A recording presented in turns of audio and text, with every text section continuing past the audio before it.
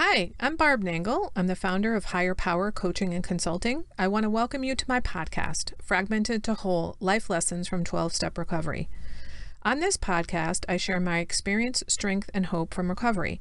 I don't support or endorse any particular 12-step recovery fellowship, and I don't claim to speak for any of them either. My hope is that you will find my words helpful in some way, whether you're in recovery or not. This is episode 84, Don't Carpet the World.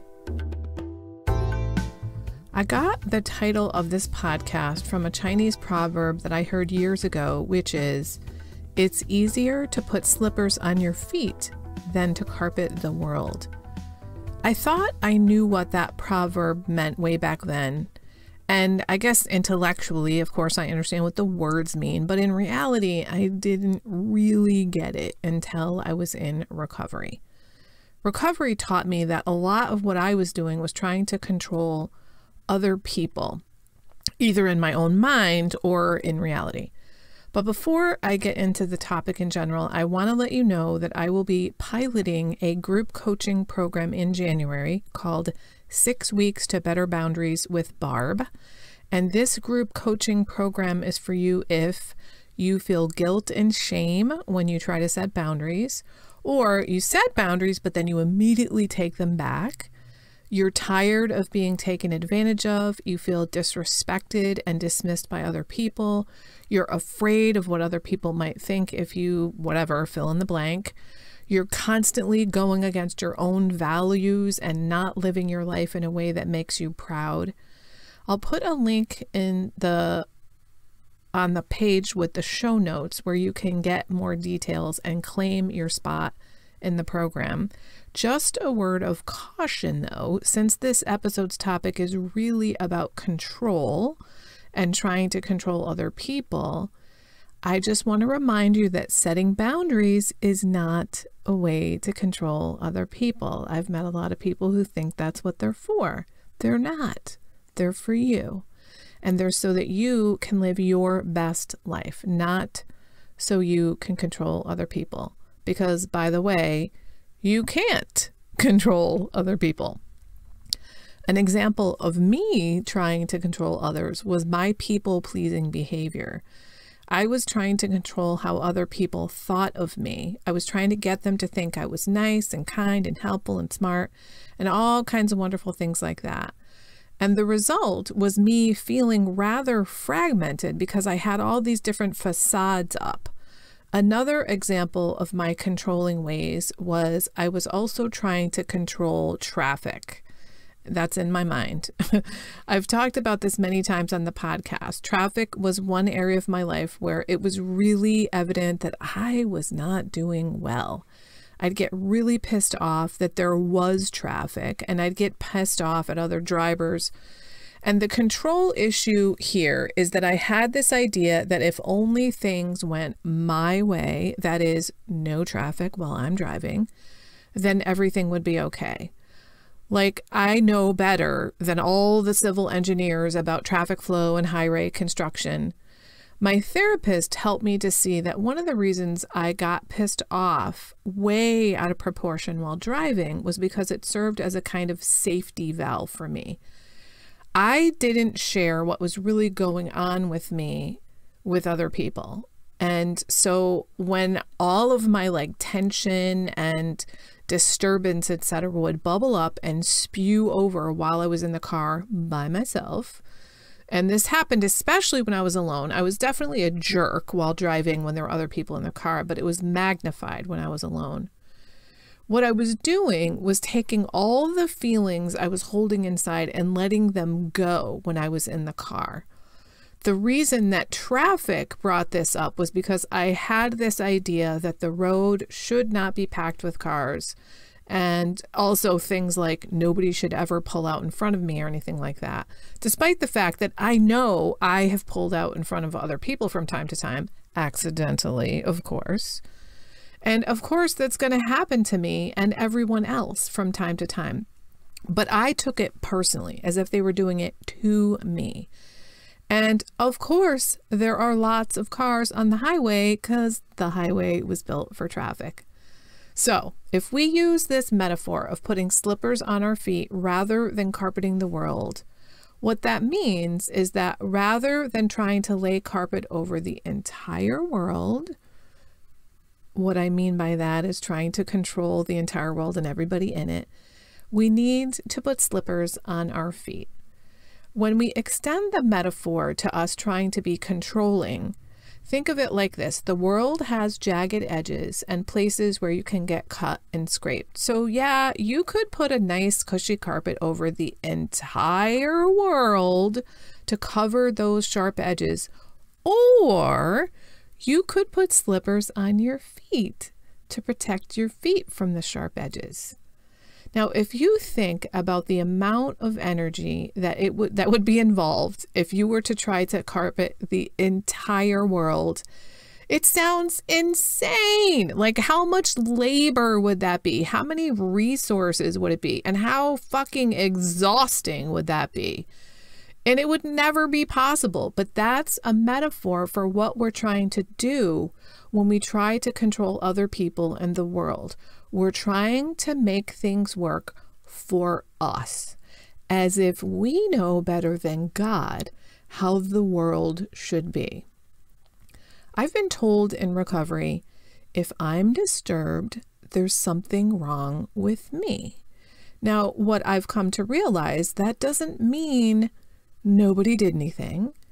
But what it does mean is that if I want to be undisturbed, then it's up to me to figure out how to make that happen. It is not up to other people. In other words, I have to put slippers on my feet rather than carpet the world. It's my job to worry about my feet.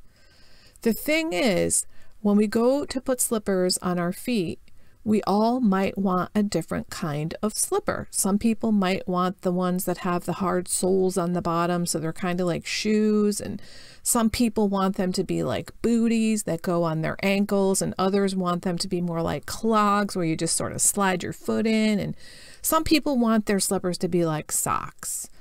If you're putting slippers on your own feet rather than carpeting the whole world, you get to pick the exact kind of slipper you want.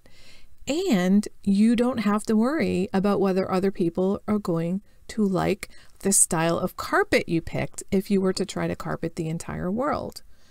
If we were to extend the metaphor a bit more, we might say that if you grew up in a dysfunctional family like I did, you were trained to carpet the entire world rather than put slippers on your feet. My family didn't even know that slippers existed. In fact, if they discovered that slippers existed, they probably would think they had to make their own slippers from scratch. Also, that everybody had to wear the exact same kind of slippers that they got to pick. Whereas recovery has taught me that slippers exist and I don't have to make them. I'm going to buy mine online and have them delivered right to my door. I'm not going to make my own slippers or even go to the store to get them, because I've realized I don't have to work so fucking hard just to be in the world. Now, if the world is rocky and has jagged edges, then I need to put slippers on my feet rather than carpet the world. So if you have been trying to control the entire world around you by getting people to see things your way or do things your way, try to put down the carpet laying tools, set them aside, and put slippers on your feet. So what are the slippers we might put on our feet? What is it I need to do to manage the world? A good example is this. I used to get pissed off that people kept texting me when I didn't want them to. I'd resent them for texting me late at night or early in the morning or when I was busy. And then I realized, oh, I'm trying to carpet the world by getting everybody to not text me at certain times. Putting slippers on my feet in this case means I turn my ringer off. That means I'm not trying to control other people. I'm controlling me. I don't have to get notified all the time by the phone, text messages, or any other app. I can turn the ringer off and I can turn notifications off. By the way, you can do this too. I think of this as me becoming an actor rather than a reactor in my life. Here's another example. I have a family member who talks politics constantly. And we do agree politically, but I just don't get involved in politics anymore. I don't pay attention to the news. I don't pay attention to current events because it's not good for my mental health. And I've asked that person a number of times not to talk politics with me because it's just not something I'm interested in discussing. And I realized after about the 5th time that this person is literally incapable of not talking about politics. So I could try to carpet the world. That is, I could try to get this person to force this person to stop talking about politics, which they're basically not going to do. So the way I've handled it, the slippers I put on my feet, is that I now spend very little time with that person. The maximum window of time I can spend with them is about 90 minutes. After that, I gotta go because I just can't tolerate it anymore. I've made the choice to put the slippers on my feet rather than carpet the world. I've decided to change things on my end rather than control others, because I've learned to accept the things I cannot change.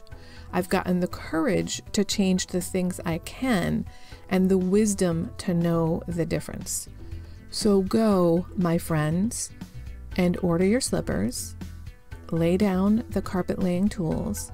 You'll be amazed at the enormous amount of energy you will have once you stop trying to control other people, once you stop trying to carpet the world and just put on a nice pair of cushy slippers.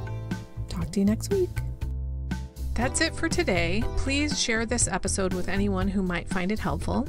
If you like what you've heard here, you might be interested in private coaching with me. If that sounds like you, then head on over to barbchat.net, or you can get on my calendar for a free 20-minute consultation to help you make lasting changes in your life, like I've made deep, lasting changes in my life. My ideal client is someone who is ripe for change, but I'll coach anyone who wants to be happy, joyous, and free. So if that's you, then go to barbchat.net and get on my calendar. I'd love to chat with you. Please like and subscribe to this podcast on your favorite podcast outlet. This helps other people find me. Thanks for listening.